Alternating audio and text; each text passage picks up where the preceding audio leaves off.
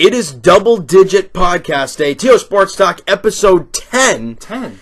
Yeah, coming at you live, and we're going to be breaking down lots of things. We have tons of things to talk about today. We're going to start off with the Raptors, as they lost Game 1 to Cleveland a couple nights ago. Game 2 goes tonight, 6 o'clock tip-off at the ACC. And also the Leafs moving forward from their devastating Game 7 loss to the Boston Bruins, and what holes they need to fix on this team. So we're going to be breaking that down for you guys. And also with the Jays. And also with the Blue Jays. I mean, they continue to hover around. They're still doing okay. Won a series last against the Minnesota Twins. We'll be breaking down them and how things are going. Maybe look at the prospects and how they're doing down in the minors. All right, but like we said, we're going to start off with the Toronto Raptors. He's your host, James Price. Yeah. I'm Evan Brown. There you go. We're here for you guys, episode 10. So, what's going on with the Raptors, and what do they need to do to not lose this series? Because I know, and you know, if they lose this next game at home, it's done. If you can't win, feel done. If you can't win on your home court against LeBron, you're not going to win in Cleveland. The Raptors have never won a playoff game in the Q, and you expect. I mean, if this team loses tonight, you have to win 2 there. When was the last time we've won a game there? Well, they didn't win this year. I mean, it's maybe last year. Maybe, but I mean, the Cleveland team was a lot better last year, so I don't know. I don't think they did. I don't think they did. It's been quite a while, but. And with this Raptor team, I don't really think it's the mind games anymore, because we even showed with the Wizards, this team cannot perform with the lead going into the fourth quarter. No, and you saw it late in this game how many different things went wrong. We were up their entire game. We were up the entire game. They had a 14-point lead at one point. I mean, which we knew that was going to drop. Oh yeah, 14 is a doable number, obviously. And we got LeBron James on the team. But the funny thing is, and I talked about this before we started here, if you told me that LeBron James would shoot barely 40%, I think, what was it, like 13 of 30 or something like that? He didn't play that good of a game. No, he didn't. He didn't shoot the ball he usually does. And if you told me he would do that, and Kevin Love would be in single digits, and the Raptors would still lose, I'd laugh at you. But that's what happened. They let guys like Kyle Korver and J.R. Smith beat the living snot out of them, and the Raptors can't make any shots down there. Thompson, right? The Raptors shoot under 30% in the fourth quarter and overtime combined. And like you said, CJ Miles was shooting pretty well, but then Dwayne Casey decided to bench him. He was 2 of 3 from 3. I mean, I understand if he went 0 of 4 and something like that, but he was 2 of 3 and he's not out there. You know, this team needs a big shot, and he's not playing. It didn't really make much sense to me. And then you look at guys like Jonas Valanciunas, and I understand 21 points, 21 rebounds is a lot. But I'd say about in the fourth quarter, it just rimmed out. He missed 6 of 7 shots, and a lot of those shots were little bunnies on the inside, and they weren't really contested either. Like they weren't playing hard defense, and he just rimmed out the shot. So I don't know. What can you really say? What can you really say with this team? You could arguably say it's when Tristan Thompson came into the game. But is he really a deciding factor? He's a physical guy. Yes, he is a physical guy. You throw Kevin Love on JV, JV's going to walk all over him. You saw it in the first half. It was way lopsided. Kevin Love is on. He's on with the 3-point shots. Right, and he wasn't, and we lost. I mean, that's the part that hurt. And then you look at a guy like Fred VanVleet. I mean, 2 wide open looks. I get you were mentioning before the podcast he does look hurt. But I'm sorry though. If you have 2 wide open shots in the crunch time, you gotta make those. I know, but we don't know really what's wrong with his shoulder. They said bruised shoulder. Okay. I think that's garbage because it would be healed by now. And plus, if he can't make those shots and he's still injured, why play him? That's what I'm saying. And I wouldn't play him. And I was hearing, I forgot where I was watching it, but they were showing his shots, and I think it was against. The Clippers or something like that, and his form looked great, both feet together, nice jump shot, looked good.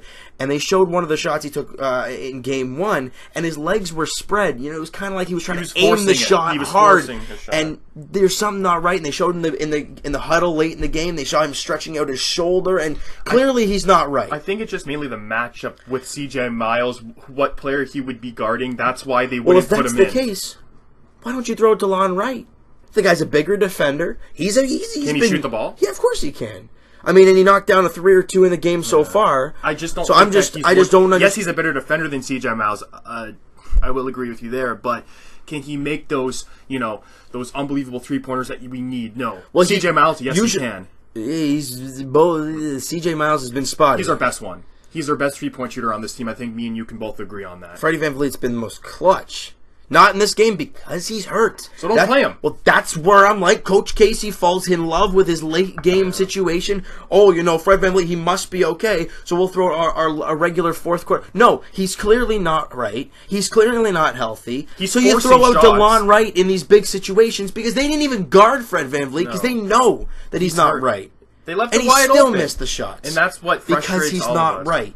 No. And Coach Casey can't be falling in love with things. Would you trust DeLon Wright with the pretty much the same shot? Because I know he's healthy and over I know CJ he can Miles? do. Well, over CJ, I don't know. I mean, CJ Miles got the thing with him. If he misses his first few shots, you still don't know, right? But once he starts knocking 2 or 3 in a row, watch the heck out because this is in game 1 he went 2 of 3, and he didn't get on that big streak. So it's like. 2 of 3? A big streak is in come down the tour, knock down a 3, get a stop, come back, but knock down another 3, get hot. Well, yeah, exactly. He probably would have gotten more looks. Streak. So I don't know what Coach Casey. It was probably just the matchup with CJ Miles, because I saw him on LeBron a couple times, and he actually didn't do all that bad. But I would like DeLon Wright on LeBron more than CJ. But for those clutch shots, put him in instead of Fred VanVleet. If we're finding ways to talk about positives, OG Anunoby did a terrific job on LeBron. I mean, as best as anybody can do. He got loose on OG. This was with 0.6 seconds left in the fourth. It was on Lowry. There was a switch, and Lowry got caught in the screen, and then he just ran right by OG, though. He got a wide open look, and I'm like, that's it. That could have went in. And he missed it, thank goodness, but I mean, it didn't matter. You go into overtime, and again, talking about Coach Casey, because there's been lots of times this year, people are like, oh, Coach of the Year. But I'm going to go to a play in overtime. The Raptors are down by 1. You got the ball. I don't think it was it might have been a short clock situation. You call a timeout. Yeah. You inbound the ball. Lowry takes just about a half-court 3. I'm like, what? Was that what you drew up? I mean, it was planned. Wow. How much time was on the clock? I don't know. It wasn't that short of a clock. I don't think it was that short clock. No.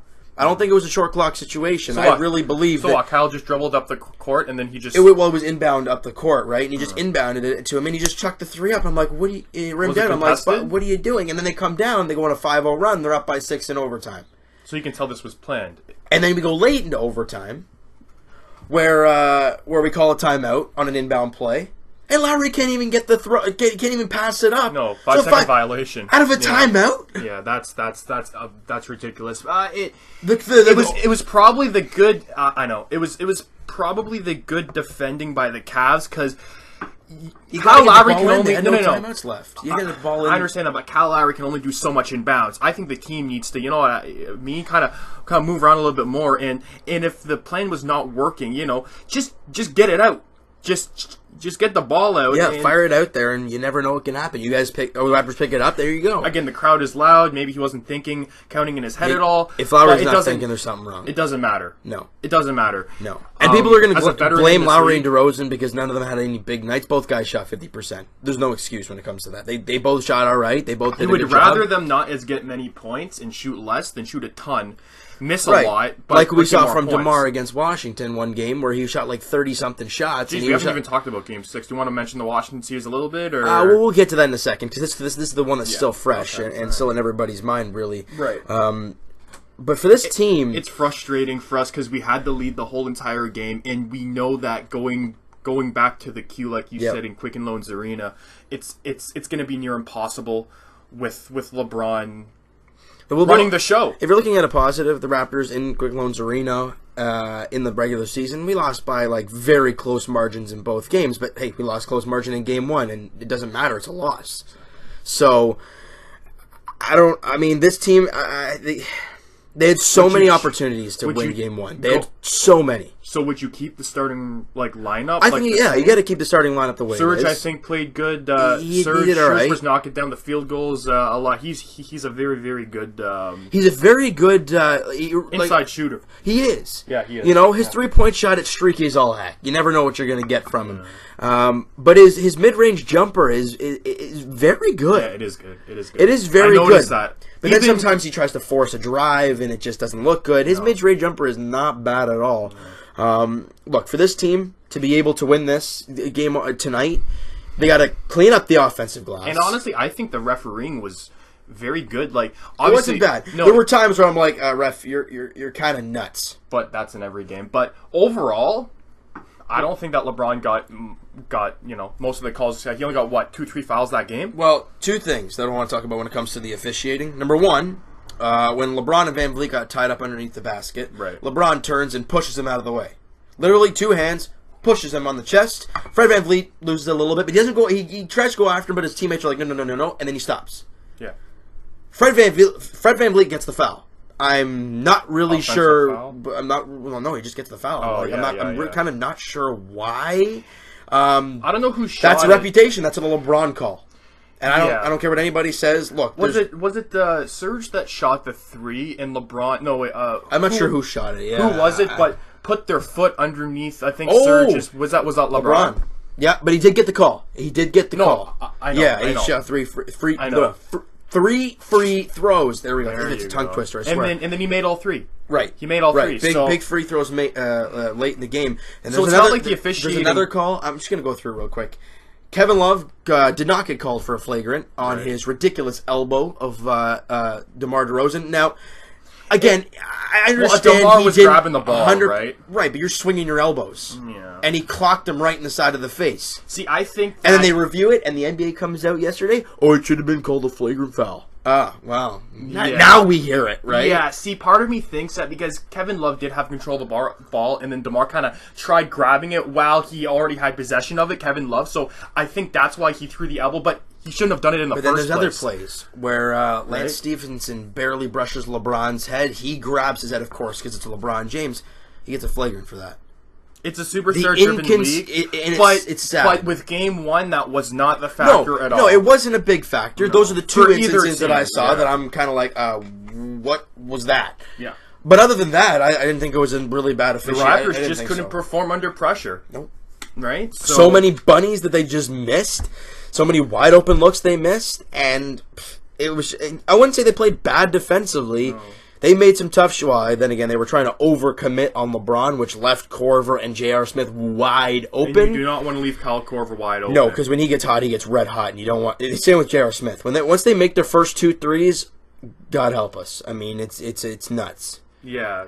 I mean, but the key to Game 2. Yeah, coming out flying, and turnovers weren't really that much of a problem. No, they weren't too bad. JV rimming out. I got to give Cleveland credit. They took care of the ball. 5 turnovers for Cleveland. That's nothing. But they did a great job. But see, with us, I think it's just the stupid 5-second violations or you get the offensive rebound and it's right there just for a putback or just slam it down and you just try and tip it in and you miss it. Well, with that, he didn't know how much time he had. That happened a few times. But let's just say that the time, he grabbed the ball and then the time went out. Oh, sorry, didn't have enough time, so I can see why he tipped it. I'm not saying he made the mistake. I'm just saying that, he did make a mistake by not getting it in, but he did the right thing with tipping it. It's hard to tell, because he's not gonna look back at the clock, right? He's like, okay, there's 3 seconds, let me slam it down. No, you don't have time for that. So he did the right decision in tipping it. 100%. I understand that, but they gotta make those shots. Yeah. So going into, because there's not that much to talk, it's one game. We already kind of mentioned the flaws with the Toronto Raptors. What's your main issue? Because going into the Game 1, it was turnovers from the whole Wizards series. Yeah, and they didn't do all that bad. Okay, so now going into Game 2, what is it? Make your easy shots. Make the dang shots that you're supposed to make. So you're talking about be more physical inside the key, and it's not even that. When you're because I know Jakob Poeltl as well. You just said that Tristan Thompson had around 9 offensive rebounds. He got 9 offensive boards. That cannot be happening. So there you go. Be more physical with Tristan Thompson. That's one. But the fact of because I remember a beautiful pass from DeLon Wright inside to Jakob Poeltl. No one even around him. Right. And he lays it off the backboard and it rims out. And I'm like, those are the shots that you got. There's wide open threes. Yeah, you got to make them. But when there are shots like that right in touch the basket when there's no one around, you have to knock them down. I'm not trying to say that we can make them, but they're easier shots, right? Right, absolutely. That you're watching on TV and it's like, how do you not just tip that in? Or how do you not just, you know what I mean? So I don't know. It's things like that. It's the fact of being able to clean up the offensive glass and not letting Tristan Thompson get 9 offensive boards. That cannot happen. Because I think we can both agree that if we do end up losing Game 2, it's going to be pretty much impossible to do so. Because last year, and we do not want to get swept again. No, because then emotionally it's just going to kill everybody. At this point, at least win a couple games against the King. And I think we can both agree on that. If it turns out if the Raptors win today, I think we're talking totally different because it's a 1-1 series. You get your home court back. Well, but that's a lot to... Kind of. Not really, actually. You got to win one on the road, but... Well, that's a lot to say. You got to win tonight. Bottom line. There's no question about it. So take one game at a time and... Real quick, I guess really quickly, we'll talk about... do you want to talk about the other... That's what I was going to say. Game 6 with the Raptors and Wizards. We'll quickly talk about that and how the Raptors really dug in defensively in the fourth quarter. They really did a great job. And you know what? Like we talked about game 1. Shutting up Kelly Oubre, too? Yeah, I love that. The guy's an idiot for saying all that kind of stuff. And then the Raptors come out and then... He only gets 4 points and gets 4 fouls, and he's out of the game. Get out of here. Honestly, I know that that series is gone and over with. You know what? I'm just too focused on this Cavs series right now. I don't really give a crap about. Yeah, so that's all we're going to talk about because we don't really want to talk about any more of that. Yeah. So you want to go around the league? And we'll go around the league, see what's going on. Perfect. Okay. So Houston taking Game 1 over the Utah Jazz, but Utah won last night. Split series now. I was getting to that. Oh, okay. I'm going in order because it's been over a week, ladies and gentlemen. Oh, by the way, next Tuesday. Next Tuesday it'll be Tuesday night, but then the following week we're back to normal. All right. Okay. So Tuesday night. Right. Tuesday night. Okay. So Houston taking care, not really taking care of business, but the one player I want to mention, and it's not, well. No, on the Jazz. No. Oh, on the Jazz. On the Jazz. And it's not... I know who you're talking about. Donovan Mitchell. Joe Ingles! The man! From Australia.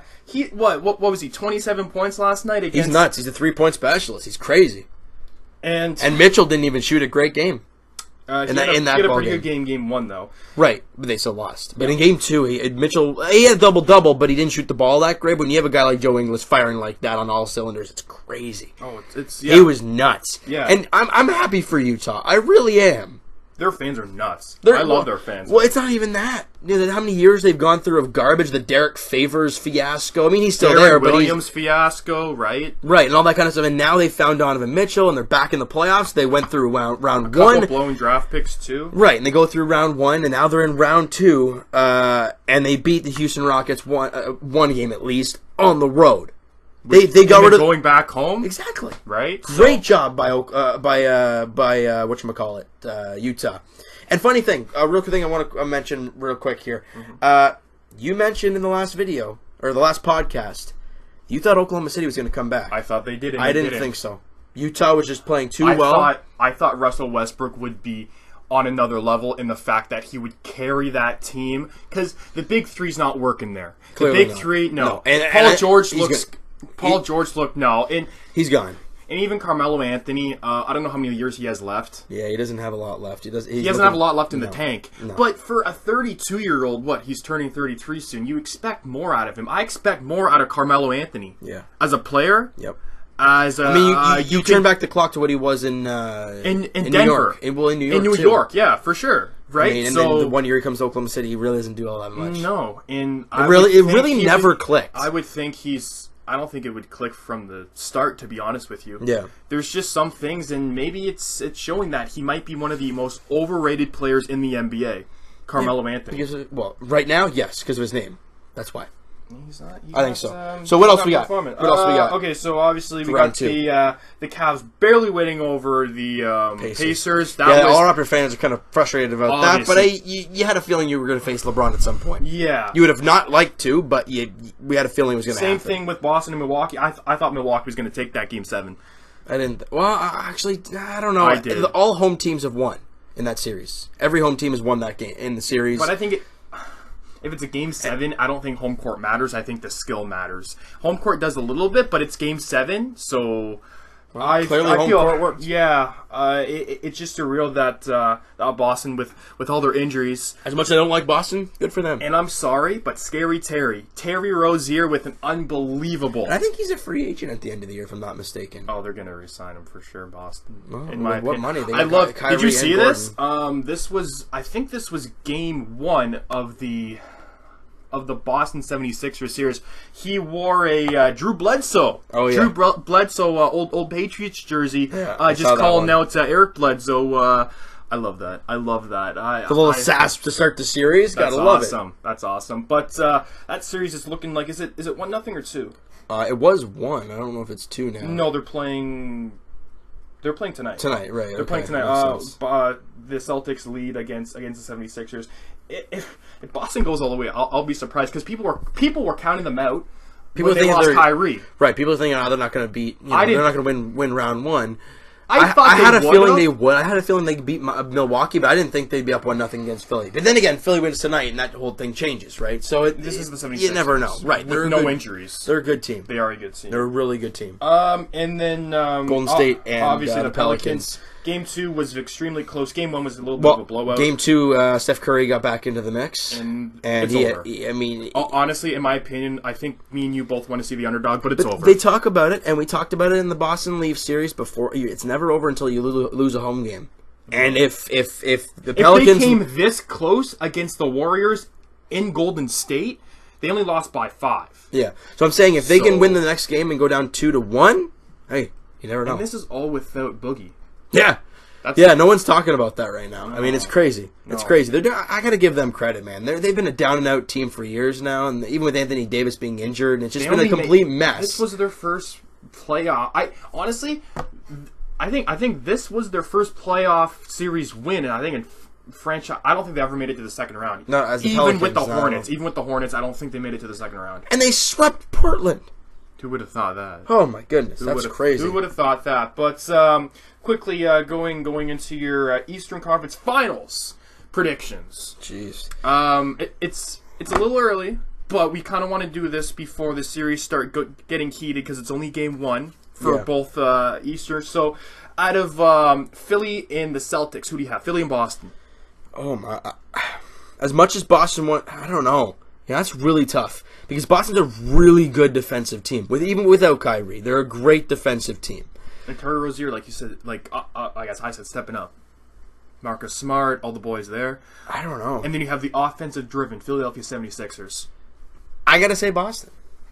I'm gonna say Boston in 7. Yeah, I think it's gonna go all the way to 7. I really do believe Boston's gonna win that, and I think they're gonna go to the conference finals. I mean, I really do think so. They're a good team. Even without Kyrie and Gordon Hayward, I mean, you can't really say Gordon Hayward because he really hasn't played for them at all. But it's just the name. But mainly without Kyrie. Right. I mean, it's great job by Boston. Honestly, my goodness. Honestly. You don't expect Terry Rozier to be that good.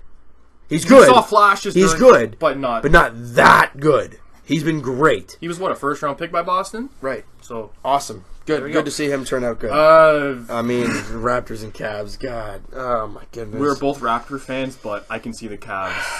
I think we'll win, honestly. Max... Well, do you think it'll go to 6? I think max 6. Cavs in 6. And I bite my tongue when I say it, but I'm a true fan. I'm an unbiased fan. Cavs in 6. How about you?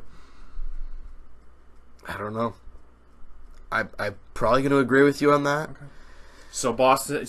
Boston and Cavaliers in the. I think that was a rematch, wasn't it? The last year? No, wait. Boston. Pretty sure it was. Yeah, it was. I think. I think it was too. And then the Cavs obviously made it to the. Right.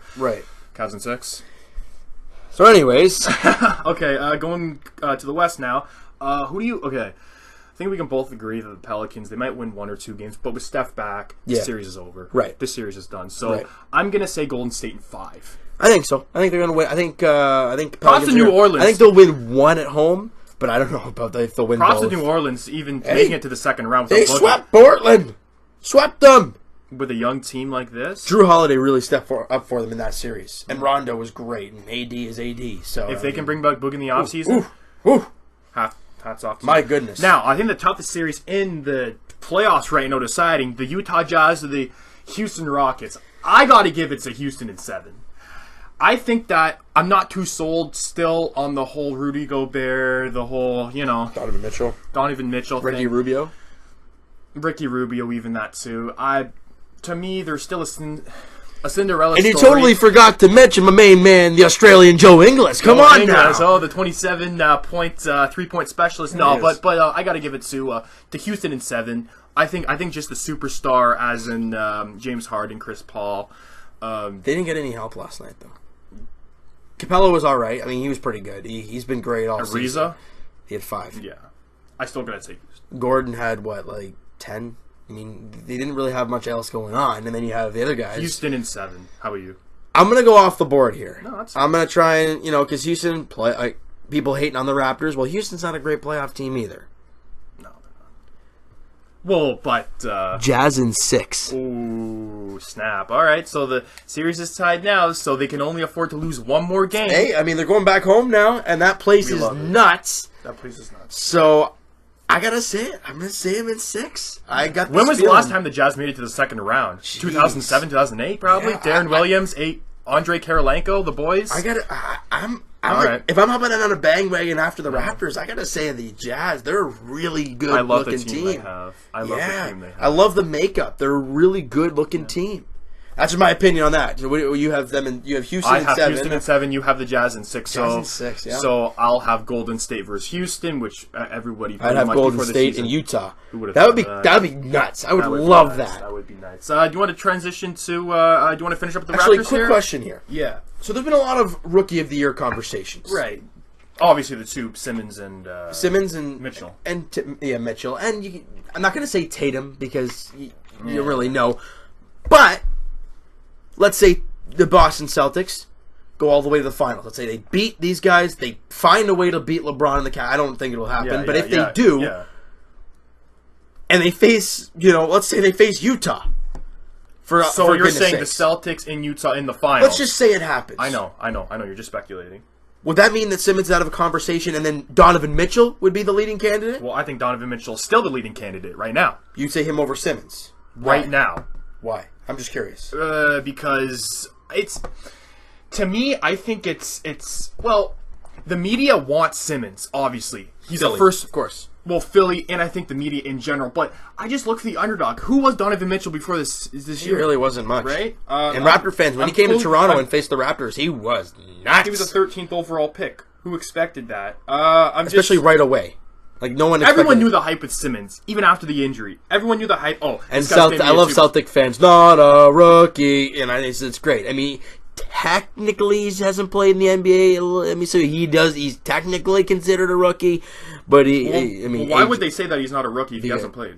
Well, because he was drafted the year before. I know. That's why there's that. That's why he hasn't played in the NBA. Right. That's why he is in the conversation. But the reason they don't like it is because of he was drafted the year before and all that stuff. I don't know. I mean, you could arguably say that he got a lot more in locker room experience and a lot more practicing with the bigger team. And I don't know. There's a lot of fiasco, but I think Donovan Mitchell. He's only averaging 16 points per game in the regular season. Ben Simmons. Yeah, but it's the rebounds and the assists are nuts. Yeah. 8 and 8. Overall, well, he's a taller player. Obviously, he's going to get more rebounds than Mitchell. But I just feel like Mitchell. I love Donovan Mitchell. Okay, well, let's say. I mean, okay, so for argument's sake, let's say Boston goes all the way to the finals and they win, which would be nuts. But I don't think it'll happen. But you never know.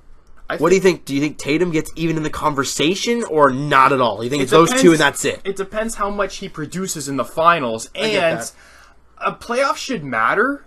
But I think it's mainly the season as a whole, regular season. Like, playoffs do definitely matter for sure, but I think it's mainly the regular season to determine Rookie of the Year. Okay. Well, to another award, the MVP award. What do you think? I mean, James Harden has been like the leading candidate all year long. I was going to say Westbrook. He's obviously fizzled out, but during the regular season, I don't think he'll get it. I think if anybody, it's going to be James Harden or LeBron James. And I think it all depends on who goes farther and what happens. I mean, if they both meet in the finals, then it might be a tough be a tough question. But if Houston finds a way to get knocked out against Utah and LeBron goes to the finals, I don't know. I'm still going to say James Harden. I agree. I said that in a couple podcasts. Yeah. I think James Harden still got it. Unbelievable. I think people are still kind of doubting him because he hasn't guarded anyway. He barely plays defense, but as a points per game player and the MVP is based around that. I don't like it, but it is. It's James Harden. Yeah, I agree with that. I think it should be an overall type of award where you're good defensively and you can score. But that's not how it is. Right. So James Harden for me. I agree with that.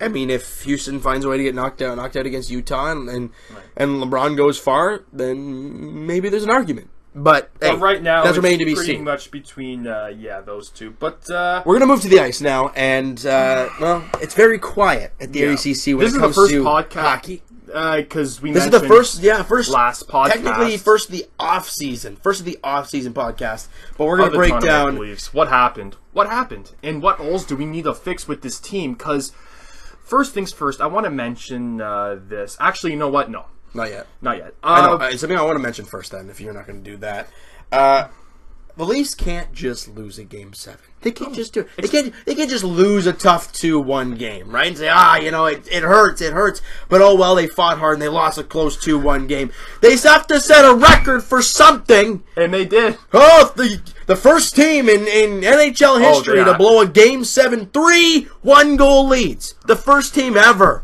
And it's against Boston in TD Gardens, of course.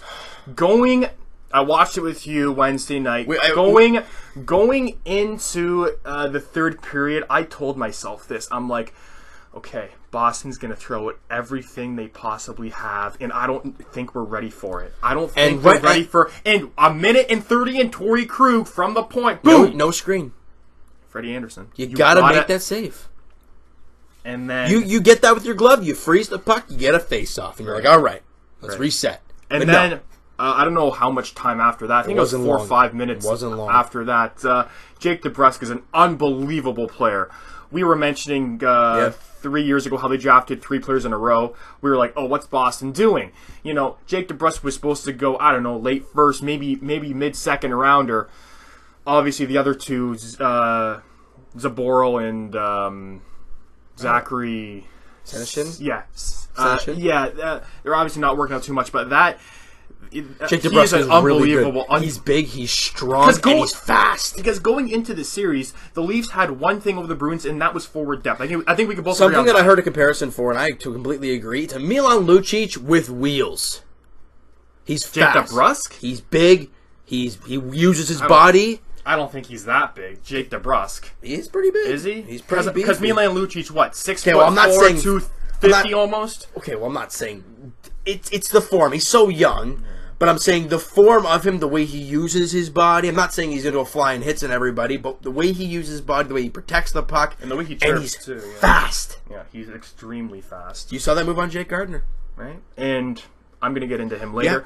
Yeah. And then that goal, I still had hope because I was like, okay, it's only one goal. You know, this team had more fight, but once that turnover by Jake Gardiner in his own end, it was 6-4. It's over. Yeah, it's over. Honestly. When they came out flying and scored that first goal, I was like, "Oh boy!" Going into the third, Boston, because Auston Matthews obviously looked invisible. I'm not, but I hate Leaf fans for saying, "Oh," or people in general, "Oh, yeah, him and Nylander, they're not playoff performers." They're 20 and 21 years old, and this is part of the process people are forgetting about. These young players have to understand that they're supposed to lose because they were the underdogs, and they're going to come back better than ever next season. Right? They're so young.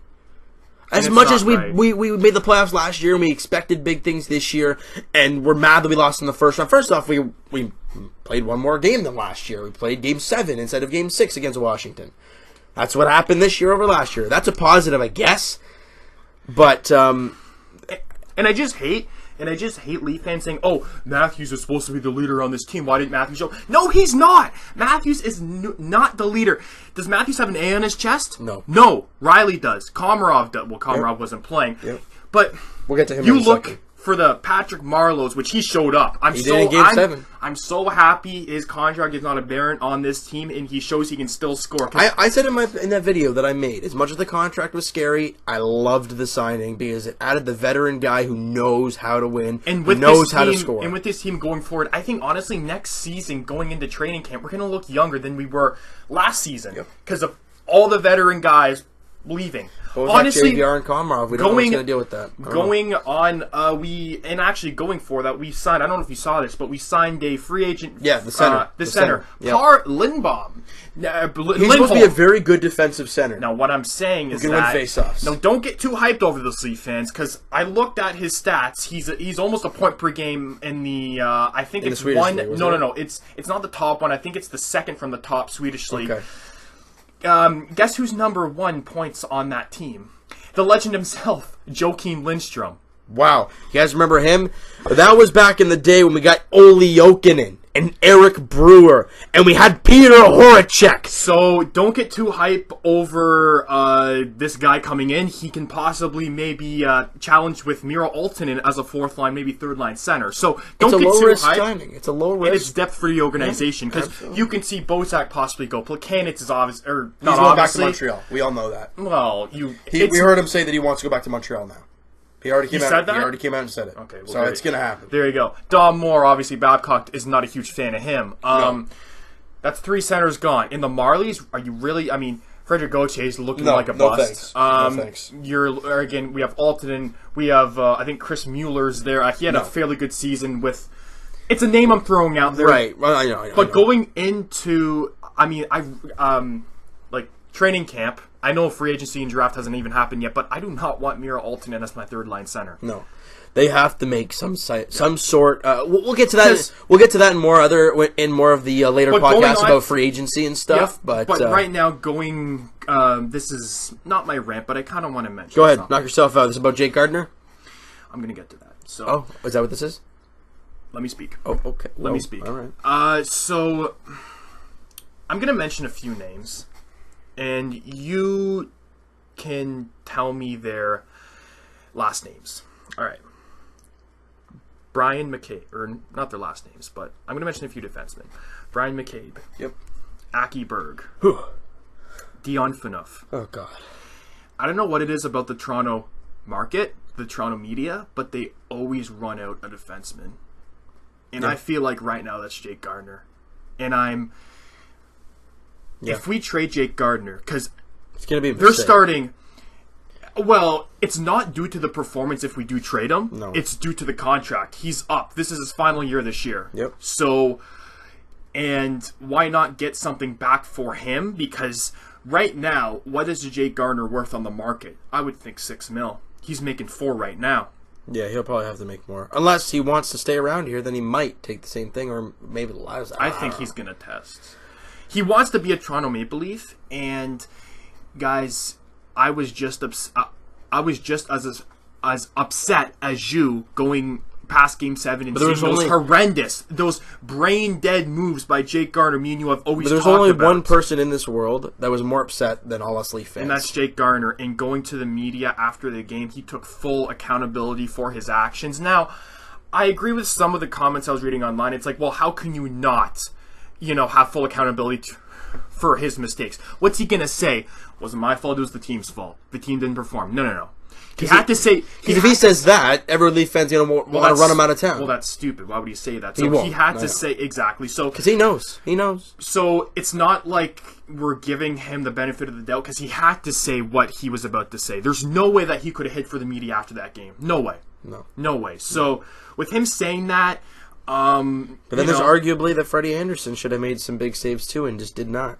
No one's really talking about him too much. They're all talking about Jake Gardiner. No. Blast from the point from Torrey Krug. Freddie's got to save that. No. But for the whole... The Jake Gardiner weird... Well, I think that we're talking about the playoff series as a whole and the season as a whole. We're not taking too much of a blame on Freddie because he dragged us into the playoffs. Right. And going forward with this team and going forward with the holes on the defense core, there's no way we can go into next year with Ron Hainsey on the first defensive pair. He cannot be playing like that next year. He's played so much this year, he looked exhausted. And he's just going to get older now. When was the last time he was on the first pairing? What, back when he was 26? Like Carolina or something? No. Probably on the Thrashers. I know he was on the Thrashers back then, right? He's 36 years old. And Mike Babcock is very stubborn. And people saying, he's a bad coach. He's a bad coach. Oh, my God. Get out of here. Exactly. Like, honest to God. I'm sick and tired of people saying stuff like that. I really am. All these hot takes were, is Mike Babcock not... Is Austin Matthews not a leader? Did the Leafs... No. I love this one. Did the Leafs build their team wrong? Did the Leafs develop their prospects wrong? I didn't know the Leafs developed Connor Brown and Zach Hyman wrong. I didn't realize Austin Matthews, Nylander, and Marner are all. Or they're looking at them as not a leader. Mike Babcock would not take that. No. He would not take that garbage. You would not re-sign Connor Brown and Zach Hyman for fairly long term, like 3 years or something. Series. Right. You would not sign them long term if he didn't think they were leaders. But going back to the whole Jake Gardiner thing, with some Philly, for example, they always seem to run out a goalie. With Montreal, they always seem to run a coach out of town. With us, it's always a defenseman we pick on. And Jake Gardiner does not deserve what we're giving him right now. Yes, he had a bad game. He owned up to it. He scored 50 points as a defenseman this year. Yeah, not a lot of people have that. Anyway, it doesn't grow on trees. And when Jake Gardiner is on, he looks unbelievable. Unbelievable. Sometimes better than Morgan Riley. Oh, God, yeah. But if in the offseason, I don't know what has to happen, but one of the assistant coaches, even Mike Babcock, has to basically tell Jake Gardiner to do bench press and curls in his mind. He's got to get bigger and stronger. In his mind. Yeah. No. In his mind. I think he's fine, like, as a defenseman in There's general. sometimes where he's too soft in front. That's also there, but mainly it's these mind-numbing plays he does. Yeah. It's like he turns off the. It's funny. I mean? Jake Gardiner does a lot of. He reminds me, and I know I'm being greasy saying this, but he reminds me of a Jonathan Bernier. When he's on, he does all the spectacular stuff. When it comes to the simple stuff, you lose your mind over it because he doesn't make. You can kind of, but yeah, Jonathan Bernier. Right. I do agree. Why is it we always talk about Jonathan Bernier on this podcast? Because I know. I don't know. All right, it's the Leafs and no, but go on. Yeah. But I don't know. Like there's people like that. They make some of the bonehead mistakes, but they make the great plays. Look at JVR. Sometimes a lot of bonehead defensive mistakes from him, but he's so good on the offense. He wasn't anywhere to be found. Not in the playoffs. No, I'm just saying in general. I'm just saying I'm gonna feel kind of bad for the team that gets JVR, like with the money. They know the points he's going to put up, but the defensive prowess, he doesn't really do a whole lot. He doesn't use his huge frame. He doesn't use it. I think the one thing to describe JVR in one word is that he's in the right place at the right time. Yeah, he can convert on those unbelievably, yeah. But I'm going to feel bad for the team that does fork out possibly even $6.5-7 mil for JVR. But do you think that team will be the Leafs? No, it won't be the Leafs. You think he's gone? I think he's That's gone. it. What about Bozak and Komarov? Gone? I think so. I can't see. I mean, I can't see the Leafs bringing back all. I mean, possibly Roman Polak for cheap because Mike Babcock likes him. No, I'm telling you what I've heard from other sources. I know. Yeah. So you could see Roman Polak come back from another year. Oh, for God, another year. I don't know. No, I know. I'm totally with you, but. On a cheap deal that's right-handed depth. Look, I'm sorry, but this whole Roman Polak saga, it's over. It hasn't really done much. He was good physically against the Capitals. He was okay in the playoffs if you want to get, but in the regular season, he's useless out there. You get that guy in space, it's over. Yeah. If he's not on the boards, if he's not on, oh God, and he's awful at them. Well, that's why he looks for Dermott to make those breakout passes because Travis Dermott can't. But then he tries to do them himself, and it's there's an icing, and that was a big problem. The key to this Leaf team being a good team is finding a defenseman who can make the first pass out of his zone. Dermott's been great at that, but he's so young. Well, you need a guy that can do that. Polak was garbage at it. Well, the thing is about that is that, okay, so Polak was paired with Dermott pretty much throughout the playoffs. Boston knows that Roman Polak cannot make a breakout pass for his life. He passes it to Dermott, who can make a breakout pass. But they force Dermott to make that mistake. So what's No. Well, yes. Not really that. Well, yes, but I'm getting to something. So if Boston covers Travis Dermott, what's Polak going to do? Try to make a breakout pass, icing. That's an easy icing, and that's why you need 6 defensemen. That's why you need that's why you not need to. And that's why I'm saying Mike Babcock is stubborn, keeping the boys club around and keeping this mentality. I'm kind of shocked they didn't play Connor Carrick at all. I am too. Because I think, really, is Connor Carrick going to be as good as... Yes, he's going to be as good as Roman Polak. I can't see him making those blunders. You know what I mean? I think they should have tried him in Game 5. I'm surprised he didn't. I'm not so sure about Game 7, but definitely in Game 5 or 6. I think they should have. So if we're real quick, we're going to look at off-season needs for the team and then kind of move forward. Right. I think a couple centers would be nice. I think right now what the Leafs want to do is see the big fish on the free agent market is a John Carlson. Not happening. It's too much money.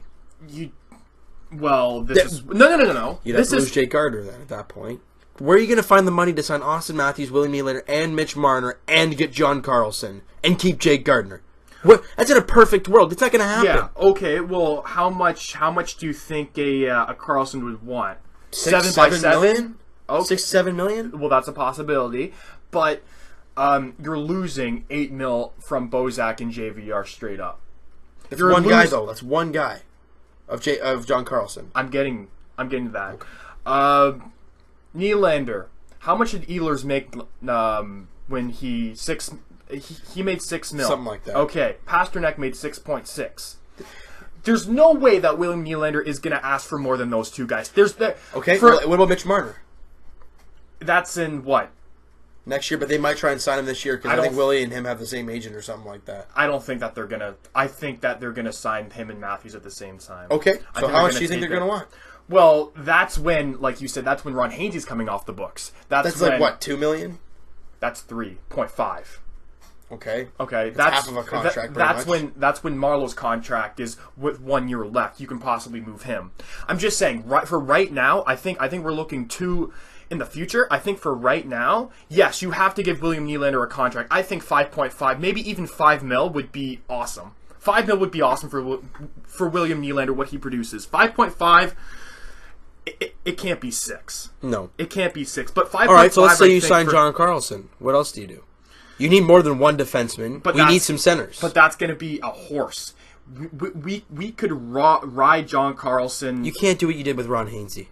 As much as John Carlson... Is he a great defensive player? He can put up a lot of points. I think we're looking for somebody to play with Morgan Riley.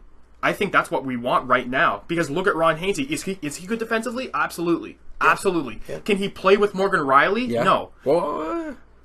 Yes, he can, but I think he's more set on the second, third pairing. Zaitsev, we talked about. Well, there's so many things. I mean, first, second, third line defense. Look, that fluctuates all game. If one line's not doing it, they're not going to play as much. I know, but this is what we're talking about with the whole.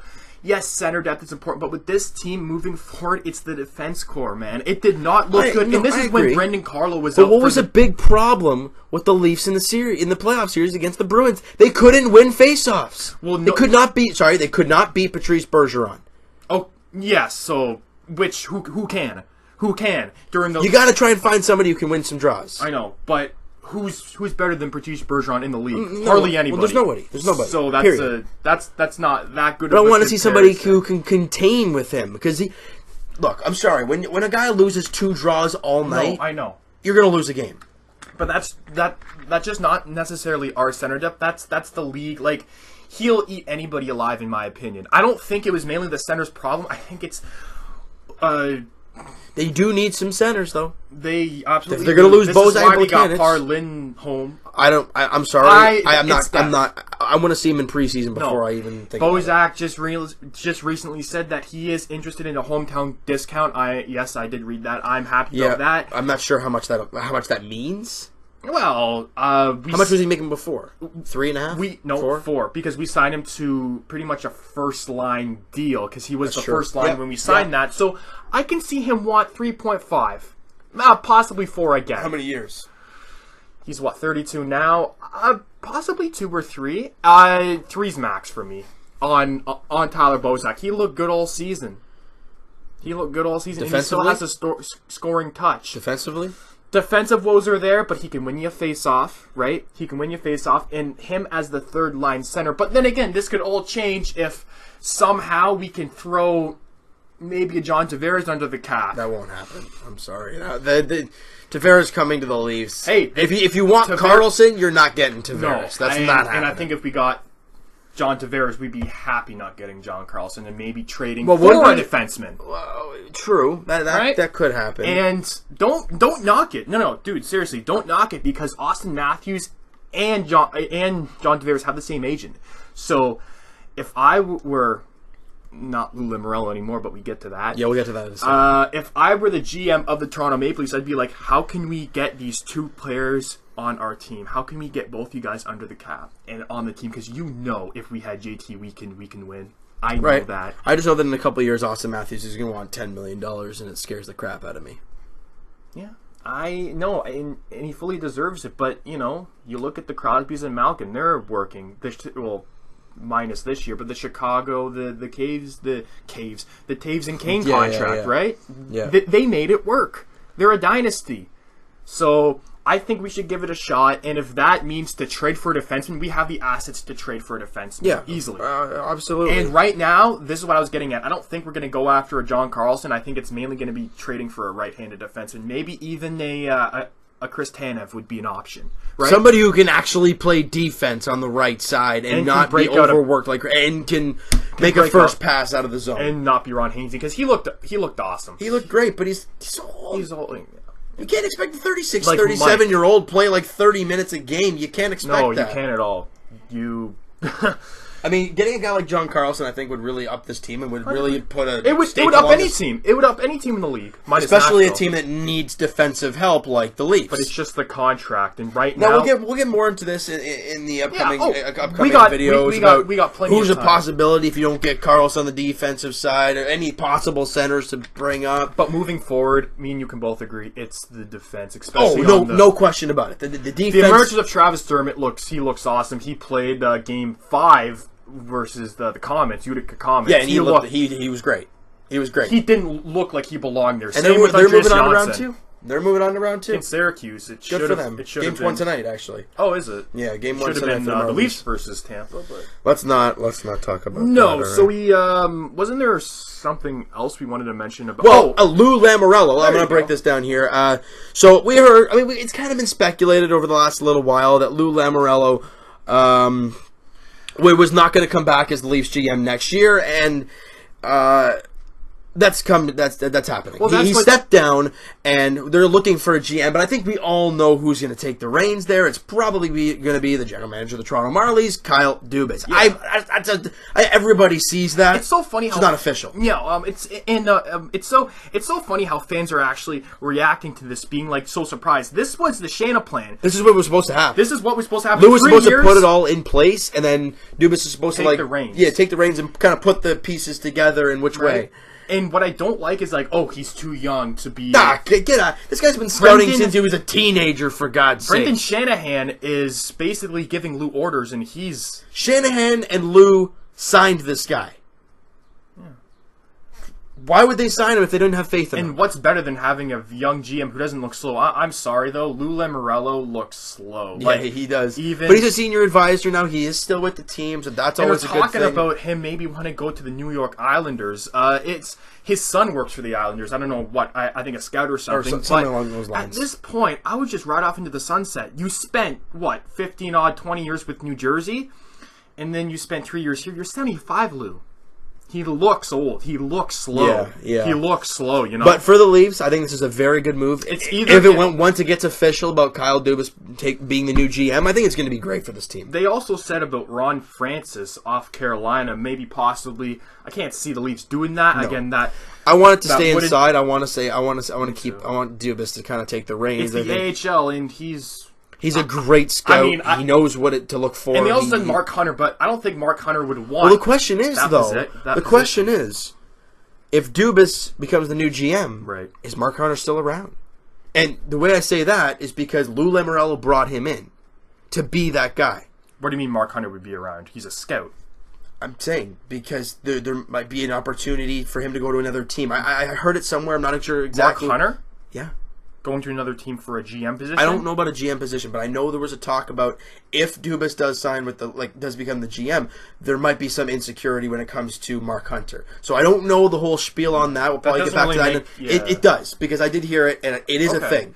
I don't know exactly the spiel on it. From my perspective, it doesn't make sense, because why would Mark... Look, I'm saying that I saw it, I heard it, I know it's there. It would... Do I think it'll happen? No. I don't think he'll just walk away or whatever the spiel is, but I do know that it is an option, and it could happen. Will it happen? I don't think so, but it is out there. It's a risk, I guess. And the thing is that last season, the Avalanche were wanting to talk to Dubas, and the Leafs blocked them and say no.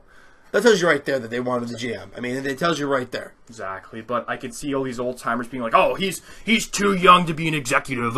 We need some old gritty guy like a Lou Lamoriello. And the funny thing is, and I'm going to flip 360, or I guess a 180 here. Raptors are that's a full 360. The 180. The Jays? The Leafs. Oh, okay. They have the 25th pick in the draft. Yeah, because that's rough because they got eliminated in Game 7 of the last series to go. Well, no. Well, it's not based on that. It's based on where they came in the regular season. Well, there you go. Right. There you go. So, but you know what? The draft. We'll be breaking that down in podcasts to come. Who the Leafs should go after? You could see them move up because I want the Leafs. It's not. I want the Leafs new GM to make all these moves, as in possibly getting a right-handed defenseman, maybe moving up in the draft or staying where it is. I don't want necessarily Brendan Shanahan because right now he's pretty much the GM because it's vacant. But I don't really want him making all the decisions. I want Kyle Dubas to, or whoever's going to be the next Leafs GM, right? But it's going to be very interesting. We'll be breaking down the prospects and all that kind of stuff. We'll be breaking down all that kind of stuff. In later podcasts. And all that kind of stuff. We'll be breaking down the, free agency and what to look for next year and all that kind of stuff. Who can make a big jump, all that crazy stuff. Yeah. And so what we're going to do really quickly is go through the playoff series that are right now and kind of see what's going on there before we hit the ball field. I mean, the ballpark, the ball field, ballpark, the stadium, whatever the heck you want to call it. We'll start with the Boston and Tampa series, and it's now what is it? Split 2-1 for 2-1 Tampa. Tampa won last night. Tuukka Rask is looking a bit human. He's looking human. See, Tampa was fully rested after they won their series against in New Jersey. Yep. In 5. Boston looks tired, man. Well, the Leafs worked them. The Leafs worked them. They worked them to the brink. It got to Game 7, right? Anytime you get to a Game 7, and you look back to when we lost to them, back in 2013 there, we put the toughest fight against them. The Chicago Blackhawks obviously knocked them out, but other than them, we put the best fight up. Simple. And what we're seeing right now is that the Leafs... They lost 4... It was 4-1, wasn't it? 3-1 because of the empty net goal. Right, okay, but so there you go. Steven Stamkos finally getting his second of the playoffs. He's not looking... No, he really hasn't. He hasn't looked the greatest. But what is your expectations for this? I think it's going to be Tampa in 7. I believe it's going to go 7. I think Tampa, I'm not sure how many games, though. It could be 6 or 7. But Boston, they have more fight, but they look tired. They do look exhausted. I think Tampa in 6. I'm going to say Tampa in 6. Okay. Now, the other series we want to talk about, can you name it off your head before? Washington, Pittsburgh. We'll get to that at last, because that's like the juicy series we want to talk about. Winnipeg and Nashville. Goals, and more goals. What do you expect? So, Nashville blew a 3-0 lead. Yeah. I mean, I don't think anybody expect that. Was that Scheifele scoring like 2 goals in like... I'm not sure. All I know is that they scored 3 goals Jets in like lead the series 5 minutes 2-1. Their fans are nuts, man. Yeah, they're nuts. I'm kind of salty. I know, they're all saying, oh, if you're Canadian, you should want the Jets. Not so much. Their fans remind me of the Montreal Canadiens. Yeah. Just we don't play them enough to really get a rivalry, I guess, with them. For example, and Matthews, that's the only thing we got. And then, not that. Well, also that. But when Patrick Kane had the whole allegations of the whole rape thing. Yeah. I'll say it. Yeah. They're like, she said no. That's funny, but that's going a little over the top. Yeah, I don't know. I don't really enjoy their fans that much. The whiteout's cool though. The whiteout they are energetic. They are a lot of fun to listen to when it comes to not your team. See, the team that they're built around, I love how they build their team. That's why I've been shocked over these years about how they really haven't been good. But they finally found a goalie, and there you go. That's all it took for them. Exactly. I think. Oh boy. I still think Nashville's going to pull it out in 7. It's going to go. It's going to go Nashville. I don't know, man. You know what? Didn't we already predict this last podcast? You know what? I'm going to say it. Jets in 6. You said Nashville in 7 last podcast. Yeah, but then I've been hearing, and Pekka Rinne has been awful in playoffs. Awful. Okay. Other than last season. Hold on. I don't think that we should predict like every podcast. All right, what's your prediction? I think we should make it now. Yeah, right? We are. Okay. I thought last podcast we did it. But we're doing it now. All right. So I'm still going to say Nashville in 7. I say Jets in 6. 6. All right. Now, look, Pekka Rinne has not been good in the playoffs, period. Any playoffs he's been in, he has not been good. You look at last year, yes, he was great. Right. You get to the Cup Finals, he was atrocious in the Cup Finals. Connor Hellebuyck, Sue, both goaltenders have not looked good. But my goodness, Pekka Rinne has been a lot worse. And you look at his career numbers, right? Last year, every game, every series, except the finals, he had under 2 goals against, like a .933 save percentage. That's great. That is fantastic. Right. Gets to the finals, that round, and the rest of his career in the playoffs, he's got his goals against average jumped 67 points to 2.6, and his save percentage drops 23 points to 910. So you're looking not good at all.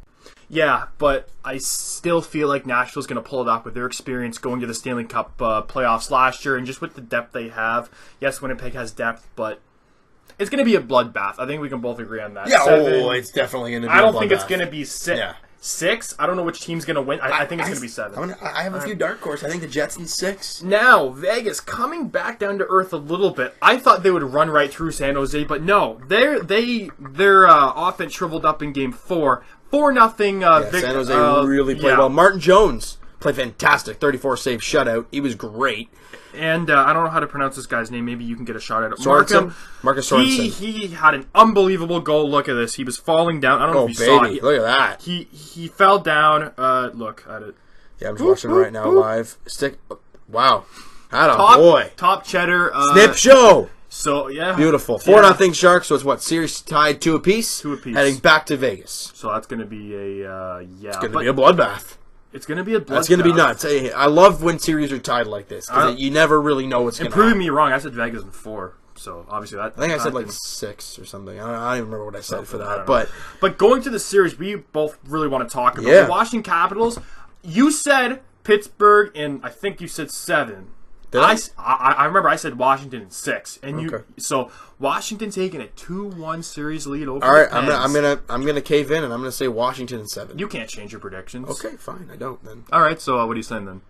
Well, I want to say Washington in 7, but I'm not allowed to change my thing. Well, you can't change it mid-series. I've seen different things from Washington.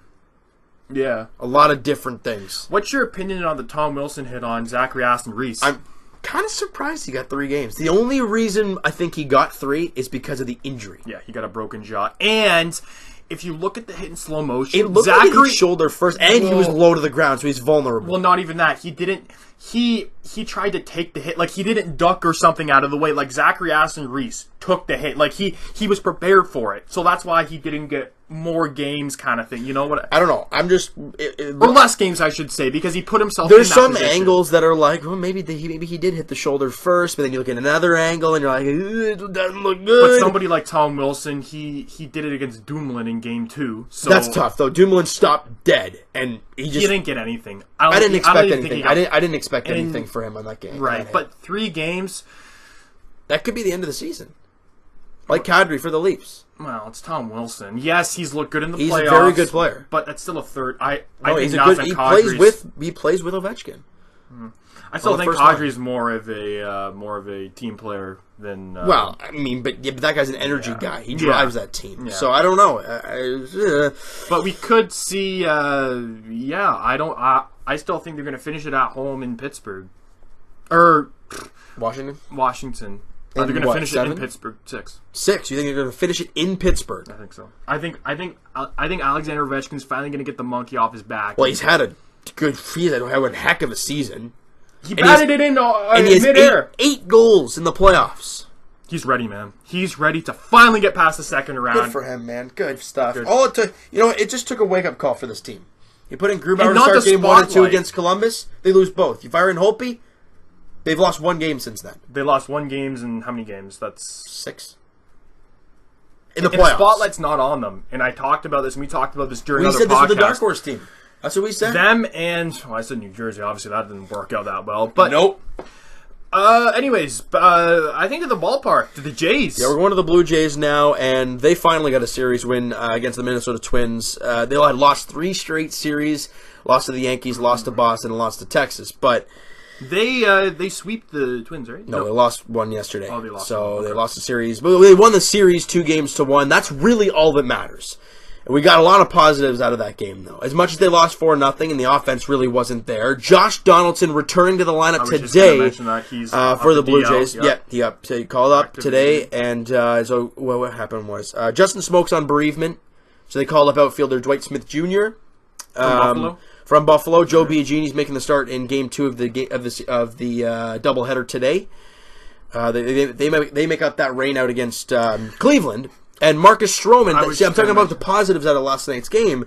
Yes, the offense wasn't great, but Kevin Pillar stays red hot. He's hitting .324, can't stop hitting, and Marcus Stroman finally, with a good start, made some tough pitches, but you know what? No one's perfect. And like you said in your video, I don't know if you said this, but the record doesn't necessarily mean... I said that, yeah. Okay. It doesn't... He's 0-4, but he shouldn't. He did not deserve a loss yesterday. So realistically, 0-3, because the first 2 games he's played, he looked awful. Yeah. The first 2 games... Well, every game he's pitched so far, he's been awful. Up until yesterday. He was great yesterday. Who was that rookie on the Twins? Fernando Romero, the starting pitcher. He was great, but you know what? As Blue Jay fans, we all know. We all know what happens when the Blue Jays face a guy they've never seen before and is a highly touted prospect and he's making his major league debut. Yeah. We always just crap the bed because it always happens. I remember a couple of years ago, I mentioned this in the video, Danny Salazar or Carlos Carrasco on the Cleveland Indians. One of the two guys, they were making their major league debut against the Blue Jays and they lit us up. It was awful. Because you never seen him before. Jeez, try pronouncing where he's from. San Juan de la Maguano. Dominican Republic. Maguana. Dominican Republic. It's like a whole alphabet right there. Yeah, but, holy smokes. But with this J team moving forward, what do you think of Solarte? I love the energy he brings. But what? No, I was going to mention. Didn't you mention something about how he heard something, or was that Solarte? He heard something or hurt something? He heard, I don't know. It was like I don't know, coming from the ump or something. Like it was like a ball, and then he thought it was a strike, or didn't you say something like that? Aledmus Diaz. Diaz. Yesterday, it was Diaz, he was stealing second base, and it wasn't Hernandez on a check swing and probably a hit and run play, but he check swing, and Diaz must have heard something because he stopped, and then they just tagged him out to end the inning, and he's it was like, Diaz, not what happened? Yeah. So I don't know what happened there. I don't know if he just heard something wrong or what it was, but look, the Jays' start to the season has been great. 17-13. It's not a bad start at all. No, and this is what we kind of expected for the Blue Jays. I didn't expect them to be this good. You didn't expect them to be. I expected them to be games over. Really? I didn't expect them to be over 500. But you expected them to be in a wild card spot. So how does at that the make end sense? of the season? Yes. Oh, okay. Not right now. I didn't expect them to have a good April. Baltimore Orioles. That's what I expected. It's what I say over all year. Tampa Bay? I say this every single year. They have good bats, and even they're not doing that well right now. But their pitching is atrocious. It always has been.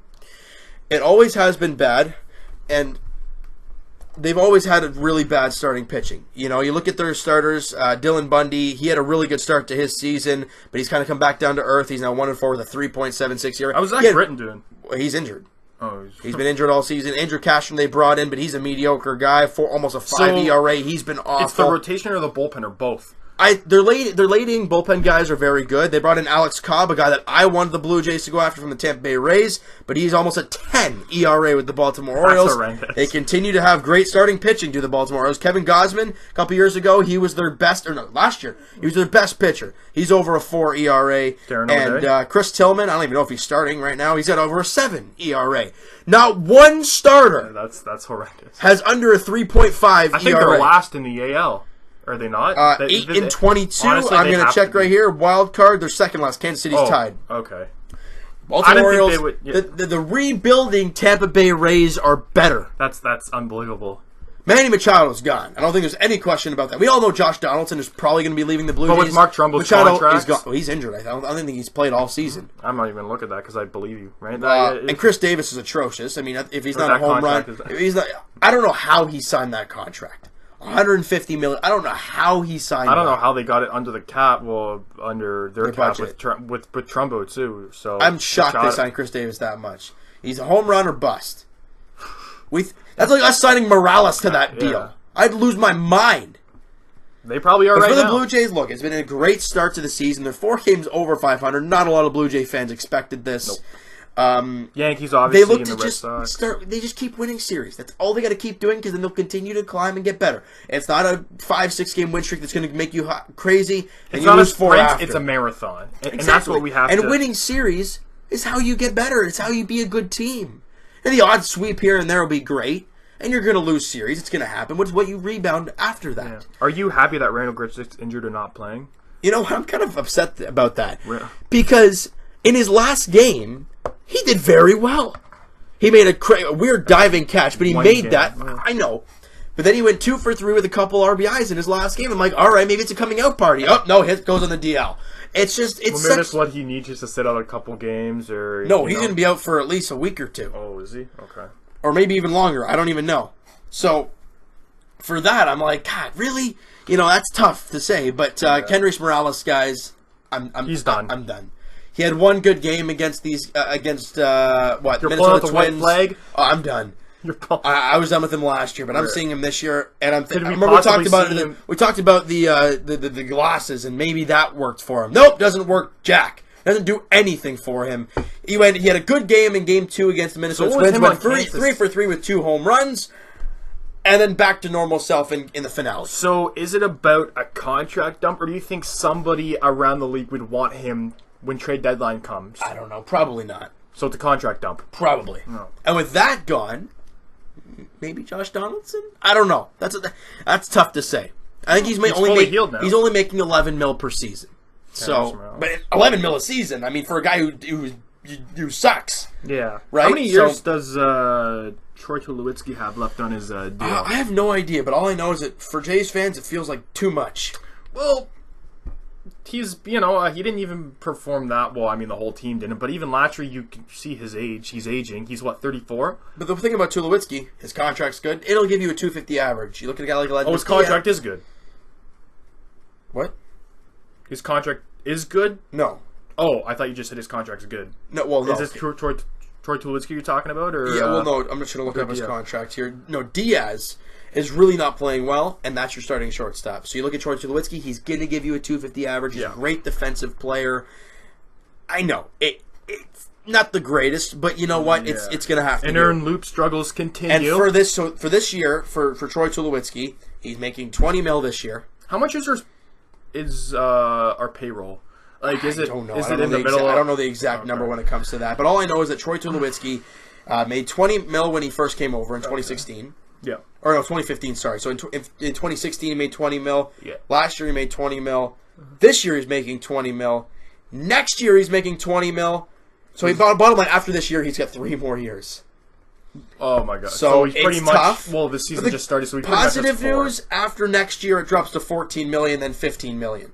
So it does drop a little bit. But for Troy Tulowitzki, I mean, I haven't heard any news about him about getting healthy. I thought I heard something about him possibly finding his way back, and that'd be great for this team.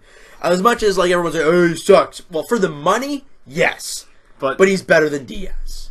Diaz is okay. Diaz is okay. I'm not going to put it past him. He's all right. But after these bone spurs, is he really going to return to form? We're going to find out. At his age? We're going to find out. I don't know. He's had a lot of injuries in his career. And Aaron Loop struggles obviously continue. You mentioned... don't even get me going on this guy. He's awful. He's awful. He's the lefty reliever? Yeah.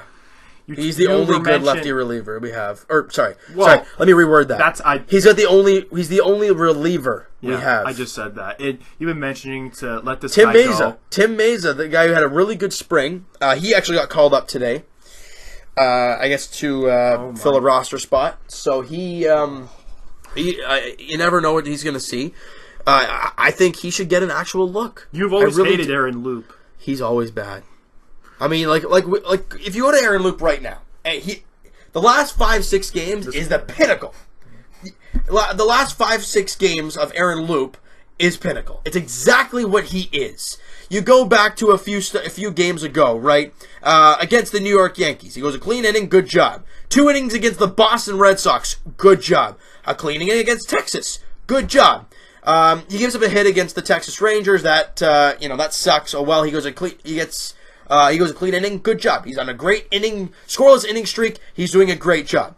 He comes out against the Minnesota Twins in Game 1 of that series, gives up a hit, gives up a single by Joe Mauer. It was a greasy single. Yeah. And he gets pulled after that, and that run comes home to score. So technically it's his run. That's a tough one, but it is an earned run. And then you look at yesterday, pitches 2/3 of an inning, gives up 3 hits and 2 runs. So after a great 3 or 4 outings... He's streaky. Oh, but when he gets bad, he's so bad. And he's more bad than good. That's the sad part. And he's our go-to lefty. And is that what you really want? I miss Brett Cecil. Yeah. Oh, my goodness. Yeah. Brett Cecil's playing on the Reds, right? No. Cardinals? Cardinals. It seems like the Cardinals and Blue Jays really have a thing. Because Brett Cecil goes there, and Diaz and Grichuk both came from there. Seems to happen quite a bit. But look, for the Blue Jays, they've had a great start to the season. We've had great news that they found a way to contain themselves until Josh Donaldson comes back, which is great. And now he's back. Now he's back. So that's great going news. Into the series against Cleveland. Well, I mean, they won the first game of the series because that was the first game of the rain out. They won that. Yeah. Game 2 and 3 obviously go today. Game 1, I think, is starting right now. 1:14 is supposed to start right now. So that video would be probably because it'll be uploaded right out to you guys right after the game, and that'll be a lot of fun. But hey, it's a great start to the season. Let's enjoy it for what it is. At a time. Exactly, one game at a time. 4 games over 500, and right. we're the Angels are in the final wild card spot. Right, but they're slipping hard, so that can change at any point. And it's so early. I don't even look at the standings right now. I haven't even looked at it at all. So, anyways, we're gonna go to questions now. We're gonna go right to the questions. Who we got? Well, we got Brooke. Okay, so thoughts on Morales stealing a base last night in the Blue Jays' awesome 10th inning? Well, that was game 2. No, not yesterday. You obviously asked for the questions. Yesterday, that was the night before game 2 of the series. Yeah, my bad. Give him an oxygen tank at second base. Morales stealing second? Are you nuts? Man. He's a big man. All right, let me put that into perspective. I'm trying to think. That's like Glenn Big Baby Davis getting out and running faster than Kevin. No, that's like Prince Fielder. Yeah, that's like him hitting an inside the park home run. It's not happening. Well, unless people are booting the ball around, or errors, or like slip it, or like it wouldn't technically be an inside the park home run. It'd be a triple with an error. But it's nuts. It's hilarious. And the Blue Jays' awesome 10th inning, that was more or less the Minnesota Twins booting the ball around like crazy. Yeah. But hey, we'll take it. All right. Thanks, Brooke, for the question. Okay, so we got Michael. So in Game 2 overtime, do you think that the Vegas goal should have counted or not? Can you look that up quickly if you don't mind? Well, I guess we'll get back to that. Yeah, we'll get back to that in a second. We'll get back to that question while James looks it up because I'm not too sure. Okay. Okay, so next question. We got tuna slice sandwich. Okay. I love that username, by the way, or that Twitter handle. I got it looked up there before we answer Tuna Slice's question. Golden Knights OT goal waived off. This is game 2. Interference of review. We are watching this live on the podcast there, people. We are watching it live. You may want to mute it because I want to put copyright. Don't you worry. I did. It's all good. Okay, it's all good. We're muting it for copyright issues. And, of course, the advertisement. We got to love it. We got to love ads. Monday Ciantra. Yeah, look at that. Oh, Alexa. Hey, come on. It's Alexis. We're not plugging people now. All right, here it is. All right. Oh, and it freezes. Would you look at that? Would you look at that? Jeez. I want to look at that again. Yeah. I want to look at that again. He clearly got out of the net. That was waved off. Hold on. That was so. It was called initially a good goal. Yeah. They review it and they call it no goal. That is That's what we're hearing here. They're obviously going to review this. I'm just trying to fast forward. Here we go. It didn't even look like he had or there was any Vegas players that had contact with Martin Jones. It was close. You know what? Okay, so he shot right there. But he is out of his crease, and he is driven away by Dylan. I think that goal should have counted. He was out of his crease. Hold on, here it is. It's a great angle. You know what? I think that's a good call. Because that was almost his own player. That was almost Dylan kind of knocking Martin Jones. You know what? It was, and it's not like he guided into him. I think that should have been a good... That's tough to say. That's really tough to say. Well, if it's tough to say, they obviously go with the standard, which was a goal. They should go with what was called on the ice, which was a good goal, but they called it no goal. They call it... Oh, they called it no goal? No, they called it no goal. Right? No goal. Oh, they called it no goal. Right? So there you go. Okay. So I don't know. I think that should have been a goal, to be honest with you. But it's a tough one. Hey, I mean, it's a tough yikes. one. All right, so tuna slice sandwich. We are back to your question. Tuna slice sandwich. I love the name. Right, go game ahead. 1. Cavs fans were not like this when they got beat by the Pacers in game 1. Cavs fans were not like that? No, because it's the same with any fan. You know, if the Raptors win game 2, all Raptor fans are going to be pumped. Yeah. It's the same with every fan. I get it. I know. Exactly. I know we're all salty towards every other fan but us. I understand that. Yeah. All right. So your main man, Roderick, which is actually...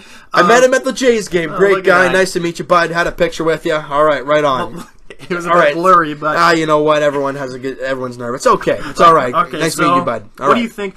the number one goal should be for the Maple Leafs over this offseason. We talked about this. We talked about this in the earlier in the podcast. Right-handed defenseman for sure. Centers come second. Defenseman. It doesn't really. Yes, a right-handed D-man would be nice, but defenseman in general. If you have to trade for one, or John Carlson, somebody. Right. And I think that's the main thing for this Leaf team moving forward. Is defense, because you can't play Ron Hainsey on the first line. No, that can't happen again next year. No. That can't happen. So anyways, that's going to do it for this podcast. That's going to do it, boys. We're done. It's a long one. It's a long podcast. About an hour, almost an hour and a half. Damn. Great job. We had a lot to talk about. We said it right off the top. It was going to be a longer one. We had a lot of things to discuss. Because the last one we did was last Tuesday. That and this big series for the Raptors has started. The Leaf season is over, so we had to talk a little bit about that. And the Blue Jays are playing some good ball. So we will see you next Tuesday night. It'll be Tuesday night, and then we're back to normal after that. We're back to normal Tuesday afternoons. Don't you guys worry about that, all right? So we appreciate you guys taking your time to listen to the podcast. Hope you guys enjoyed it. Check out the main channel down below if you guys have not already. If you guys... check out the podcast on iTunes. Subscribe to the iTunes podcast if you guys want to listen to it in the car, at work, whatever. Or if you're a YouTube listener, hey, link in the description for the main channel and Twitter. You guys will know where it is.